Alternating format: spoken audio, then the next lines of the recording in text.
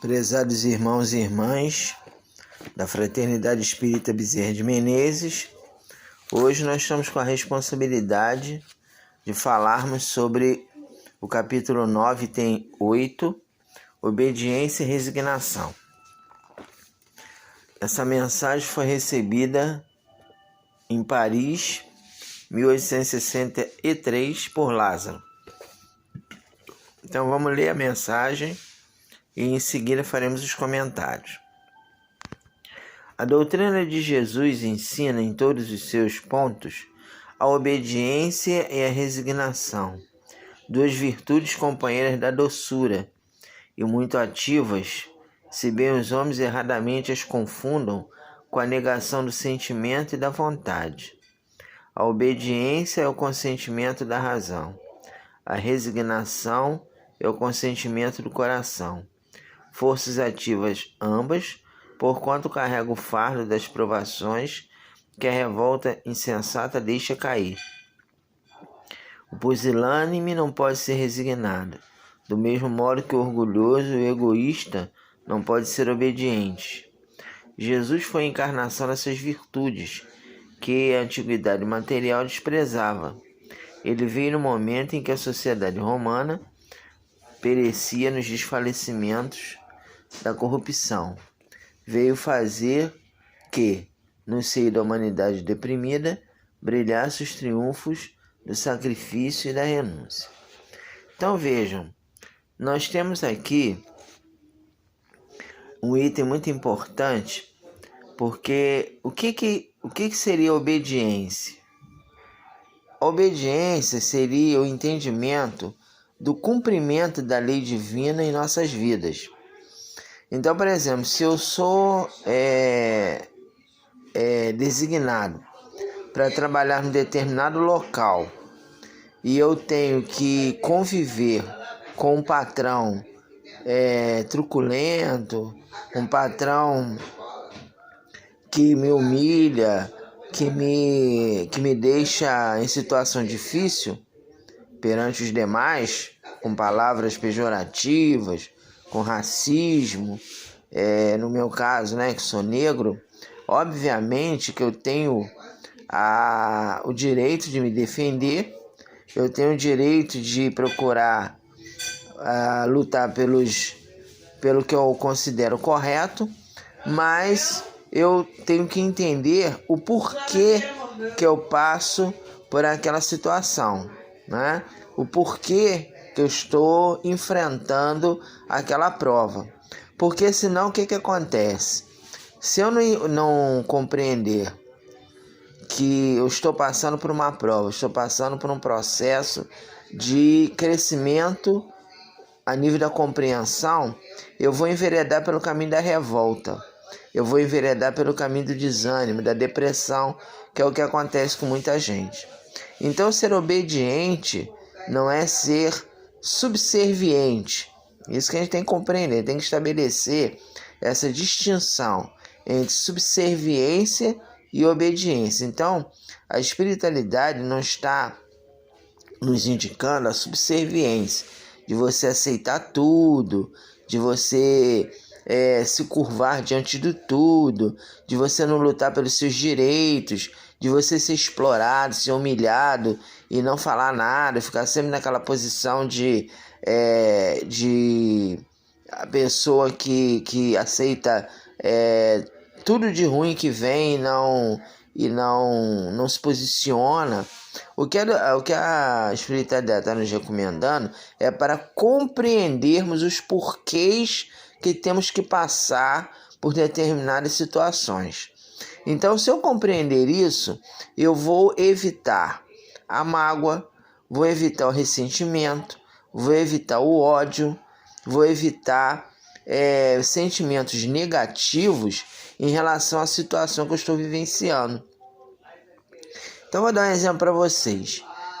Lá na nossa casa tinha um companheiro que sempre ia lá com a esposa e reclamava que estava desempregado. Aí falava que estava desempregado, que ele queria arrumar um emprego e tal. E a gente falou, olha, se eu souber de alguma coisa, eu te falo. Aí, em um determinado momento, surgiu uma pessoa que era gerente de uma firma.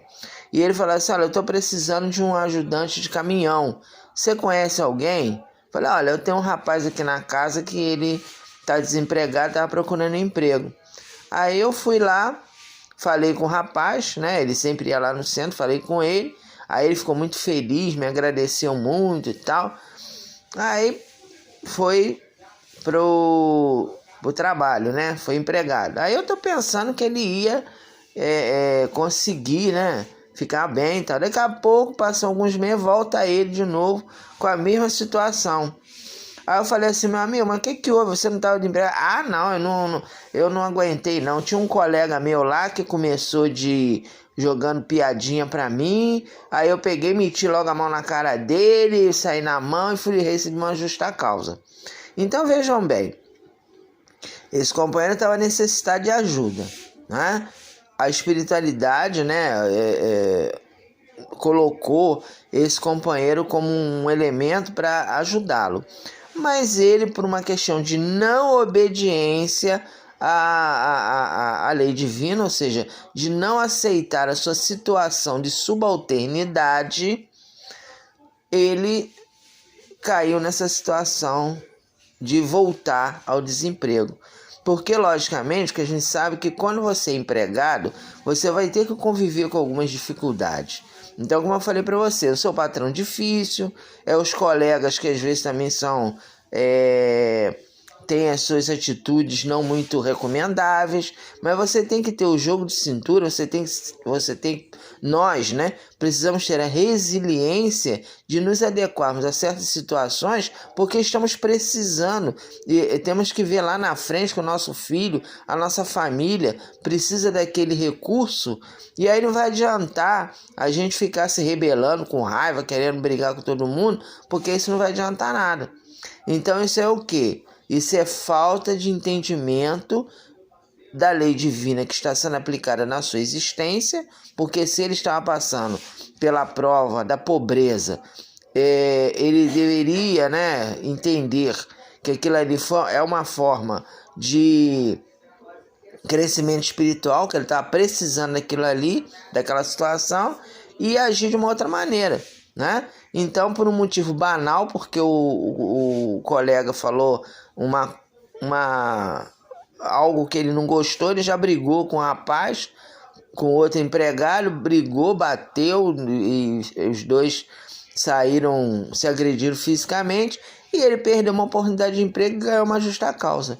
Então, a obediência é exatamente você entender o porquê você está passando por aquela situação.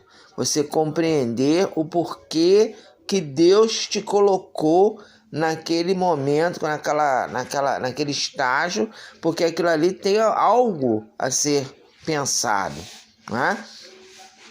E para que você aceite a lei divina, o cumprimento da lei divina na sua vida, para que você seja obediente às determinações divinas na sua existência, é necessário o surgimento da resignação. A resignação e a coragem e a persistência são potencialidades espirituais que você vai adquirir para que você possa se conduzir. Tem uma outra situação também de um companheiro do movimento espírita que ele me contou, que também eu creio que ilustra esse fato aí que a gente está falando. É um companheiro que ele era um expositor espírita, ele ia na nossa casa, agora ele não tem ido mais, ele mudou aqui de estado, né? Aí não tem ido mais. E uma ocasião ele me contou um fato que aconteceu com ele no trabalho também. Que ele trabalhava numa empresa e ele era subalterno de um gerente, no chefe dele, né? Aí o chefe dele, de vez em quando, chegava com papel lá, com alguns papéis, falava assim, assina aqui, fulano, isso aqui e tal. Aí ele procurava olhar e tal, não via nada, mas ele, não, assina aí, pode assinar, você não confia em mim e tal. Aí ele assinou. Aí, em determinado momento, foi feita uma auditoria e foi visto que estava havendo desfalque na firma. E quem era que estava aparecendo? Quem era que era suspeito de desfalque? Ele que não tinha envolvimento nenhum, que estava sendo, né, acusado de desfalque. Por quê? Porque o patrão dele colocava ele como laranja. O patrão dele desfalcava a empresa e colocava a assinatura dele, e para o auditor, ele que era o responsável por aquela retirada daquele dinheiro. Ele tentou se defender, mas não conseguiu, e foi preso. Não, foi preso não, ele foi processado e ia ser preso. Aí ele pegou, logicamente ficou muito preocupado, mas aí ele se reuniu com a família e falou assim: olha, se está acontecendo isso, é por algum motivo. Então, Deus está querendo nos dar alguma recomendação com esse fato que está ocorrendo. Então, vamos nos tranquilizar, vamos confiar em Deus, e se eu tiver que ser preso, vocês fiquem tranquilos, porque isso é um resgate de algo que eu fiz numa vida anterior. Então, eu vou ter que vivenciar essa situação difícil, mas eu estou compreendendo que isso é um débito que eu tinha perante a lei divina, e estou tendo esse resgate. Aí acabou que descobriram que ele não era a pessoa que estava dando o roubando, né? Que estava se corrompendo, e o chefe dele ficou foragido. O chefe dele saiu do país, viajou e não foi encontrado. Acho que até hoje não foi encontrado, e ficou foragido. Quer dizer, aí aquela trama que ele estava envolvido foi desfeita.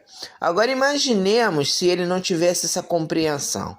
Imaginemos se ele ficasse com raiva, começasse a falar: eu vou perder a minha fé porque Deus me abandonou. Cadê os amigos espirituais que não olham por mim, que deixam isso acontecer? Como é que pode, né? Então, se ele entrasse nesse rumo da revolta, do desespero, com certeza a situação ia se complicar.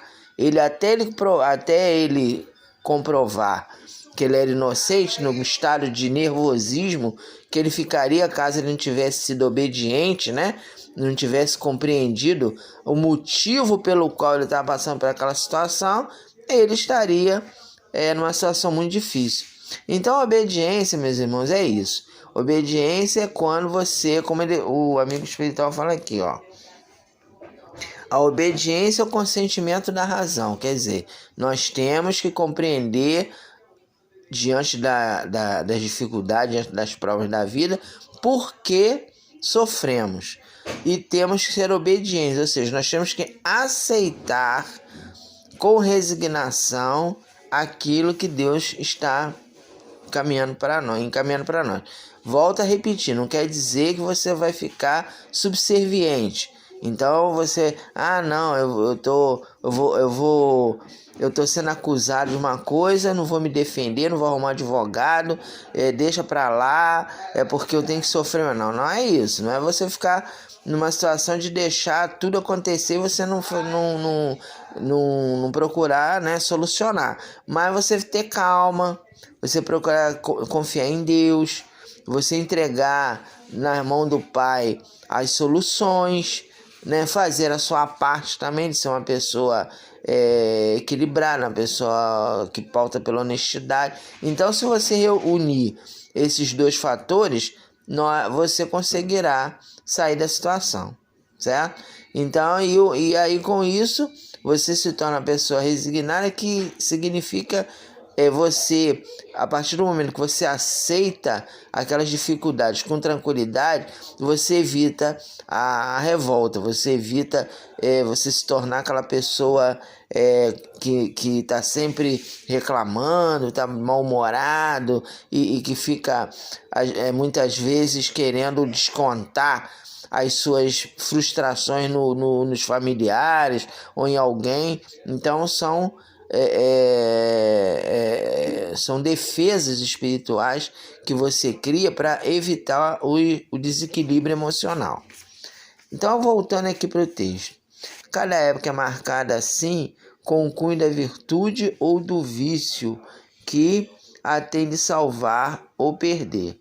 A virtude da vossa geração é a atividade intelectual. Seu vício é a indiferença moral. Digo apenas atividade, porque o gênio se eleva de repente e descobre, por si só, horizontes que a multidão somente mais tarde verá. Enquanto que a atividade é a reunião dos esforços de todos para atingir um fim menos brilhante, mas que prova a elevação intelectual de uma época. Submetei-vos à impulsão que vimos dar aos vossos espíritos. Obedecei à grande lei do progresso, que é a palavra da vossa geração. Ai do espírito preguiçoso, ai daquele que cerra o entendimento, ai dele, porquanto nós, que somos os guias da humanidade em marcha, lhe aplicaremos o látego e lhe submeteremos à vontade rebelde por meio da duplação do freio e da espora. Toda resistência orgulhosa terá de, cedo ou tarde, ser vencida. Bem-aventurados, no entanto, os que são brandos, pois prestarão dócil ouvido aos ensinos. Então, essa segunda parte aqui está falando o seguinte: nós estamos numa época de transição. Qual é a virtude da nossa época? E aí vem já isso desde o século XIX, né? É a atividade intelectual, ou seja, a ciência, né? O progresso científico, o progresso do maquinário, da tecnologia está muito avançado. Mas qual é o nosso problema? É a indiferença moral. Quer dizer, o orgulho, a vaidade e o egoísmo ainda continuam em alta. Aí quando os amigos espirituais falam aqui, ó, veja bem, ele está falando aqui, ó, nós que somos os guias da humanidade em marcha, lhe aplicaremos o látego e lhe submeteremos à vontade rebelde por meio da duplação do freio e da espora. Então veja bem, quando os amigos espirituais fazem essa referência, eles não estão dizendo que vão nos castigar, que nós seremos castigados se a gente não seguir os ensinamentos. O que eles estão dizendo é que nós vamos sofrer as consequências da lei de causa e efeito, que é uma lei natural. Quando a gente não faz o que Deus estabelece, quando nós infringimos a lei divina, nós vamos sofrer as consequências da lei de causa e efeito. Então essa é a referência que o amigo espiritual está falando para nós. Não é que você vai ser castigado, é o freio, é a espora, é o látego. Látego é chicote, né? Então, aquele que insistir no mal, insistir no erro, esse será conduzido, mesmo contra a vontade, a acompanhar a marcha do progresso. Porque a nossa humanidade está passando por essa transição e nós estamos nos aproximando do mundo de regeneração. Então, aqui olha só o título desse capítulo: os que são brandos e pacíficos. Então, aquela passagem de Jesus que ele nos fala: bem-aventurados os que são brandos e pacíficos, porque possuirão a terra. O que significa? O que é esse látego? O que é essa espora que os amigos espirituais estão falando? É que no momento da transição, no momento em que a humanidade está passando para a regeneração, haverá um exílio planetário, haverá a remoção de alguns irmãos que são endurecidos no mal, que continuam no equívoco, no erro, para planetas primitivos, para mundos primitivos. Então aquele companheiro que não quiser acompanhar a marcha do progresso, aquele que continuar insistindo no erro, insistindo na violência, insistindo na lei de Talião, que é o olho por olho, dente por dente, será naturalmente conduzido para um mundo primitivo, para um mundo em que ele vai encontrar espíritos semelhantes às suas tendências. E aí ele vai ter que arcar com as consequências dos seus erros. Então é isso que o significado dessa passagem. Então o que é que nós temos que fazer? Nós temos que, desde já, não podemos adiar mais essa situação, nós temos que nos pacificarmos. Ou seja, nós temos que procurar a tolerância, a afabilidade, a doçura, a resignação, a coragem, todos aqueles elementos que fazem com que nós nos coloquemos atentos à presença da lei divina na nossa existência. Porque se não o fizermos, tem as consequências que virão de você ser responsável pelos erros que você cometeu e também a questão da possibilidade de você ser conduzido para um mundo menos feliz do que a Terra. Então vejam bem, tem uma situação que ocorreu, né? Que a gente também vai falar aqui com vocês para ficar bem claro essa questão desse látego, dessa espora que os amigos espirituais estão falando aqui. Porque aí parece, eu queria deixar isso bem claro, que os espíritos vão nos castigar, né? Então quer dizer que se você não seguir Jesus, os espíritos vão te castigar. Não, não é isso. E aí nós vamos falar um fato que ocorreu para isso ficar bem claro. Um companheiro, isso já foi no século XX, né? Lá década de 30, década de 40, que havia uma profissão chamada caixeiro viajante, que era um tipo de mascate, né? A pessoa tinha mercadorias e ia em determinadas cidades para vender essas mercadorias. Esse companheiro era caixeiro viajante, essa pessoa era caixeiro viajante, ele era casado e ele foi para uma cidade e teve o seu trabalho desenvolvido. Aí à noite, ele ia passar um final de semana lá, ele conheceu uma moça e aí foi com a moça ter relação sexual com a moça. Apesar de ele ser casado, ele falou, vou ficar aqui só esse final de semana, vou aproveitar. Aí se relacionou com a moça sexualmente. A moça era virgem e ele tirou a virgindade da moça. E aí fez aquelas promessas, né? Não, eu vou voltar, eu te amo, que tal? Eu vou voltar aqui pra gente continuar o nosso relacionamento, mas tudo que ele não ia fazer. Bem, aí foi embora. Aí nunca mais viu a moça, nunca mais. E nem lembrava do que tinha acontecido. Aquilo ali pra ele foi uma aventura. Ao desencarnar, o que ele acontece?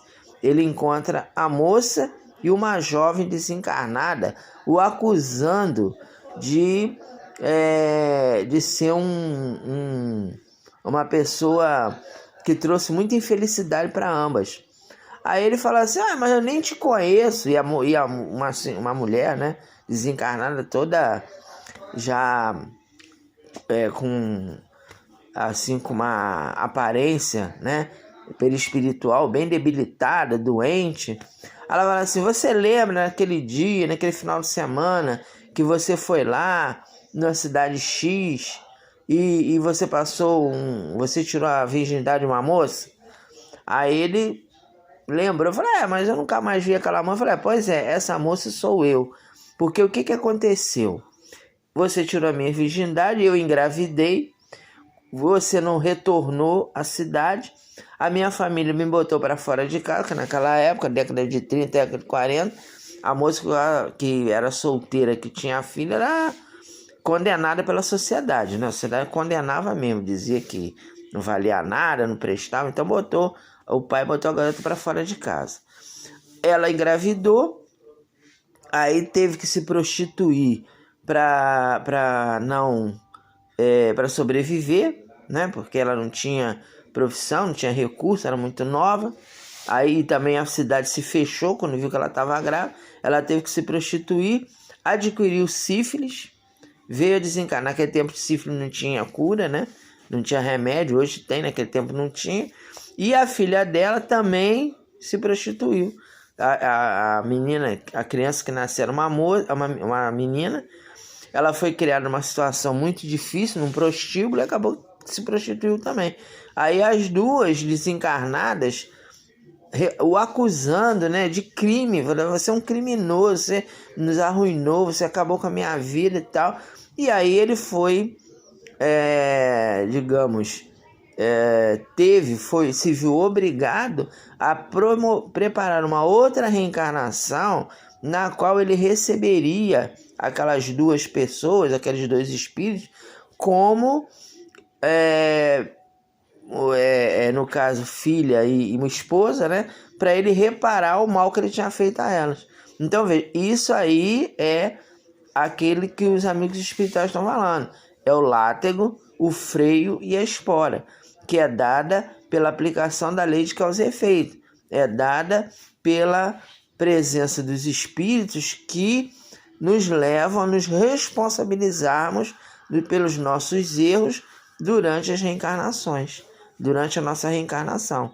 Então é isso que o amigo espiritual está falando, que quando nós nos descuidamos, quando nós somos invigilantes, nós temos aí as consequências dos erros que nós praticamos. Esse companheiro, por exemplo, ele não lembrava da moça, mas ele, por ter sido invigilante, por ter sido uma pessoa que conduziu duas mulheres ao erro, ao equívoco, olha o problema que ele arrumou para ele, né? Ou seja, ele teve aí as consequências. Temos também um outro fato que está numa das obras do irmão X, que é o Grande Cabeça, né? O Grande Cabeça era uma pessoa que ele foi, num século anterior, século XVIII mais ou menos, ele foi um grande advogado. E ele só defendia pessoas com dinheiro, ele não tinha nenhuma tendência a ser caridoso, a fazer com que pessoas que não pudessem pagar fossem atendidas por ele. Ele só atendia pessoas ricas e pessoas que cometiam crimes. Então ele manipulava a lei de tal maneira que ele sempre conseguia libertar criminosos ricos que conseguiam um atenuante, né, na lei. Então ele era conhecido como Grande Cabeça. Aí ele passou a vida inteira nessa situação, era considerado um grande homem, um grande advogado, um homem muito inteligente, era respeitado na sociedade, mas quando ele desencarnou, ele se viu diante das vítimas dele, diante daquelas pessoas que ele tinha condenado injustamente para libertar os seus clientes.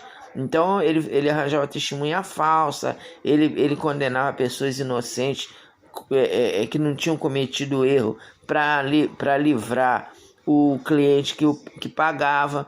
E essas vítimas vieram cobrar dele, né, essa atuação nefasta que ele teve. Então o que ele fez? Ele teve que preparar uma reencarnação na qual ele tinha hidrocefalia, que também naquela época não tinha cura. Hoje tem cura, hoje tem uma válvula que é colocada dentro do cérebro, né, que drena o líquido da meninge, e aí evita que a pessoa fique com a cabeça volumosa.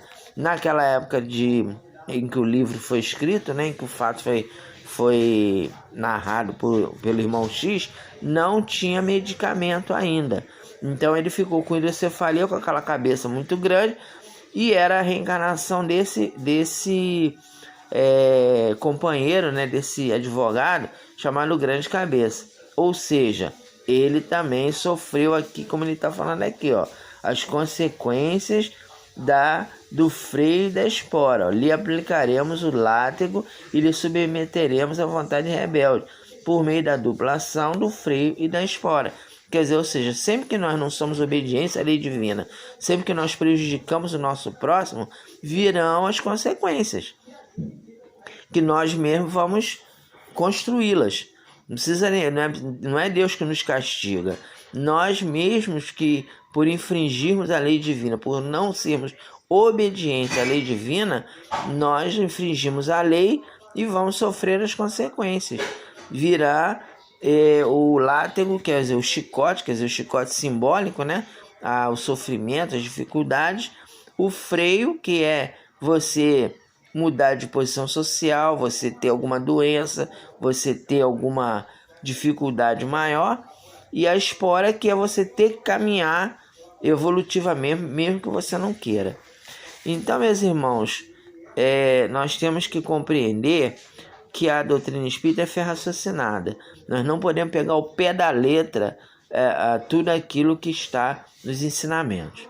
Jesus nos abençoe. Até uma próxima oportunidade.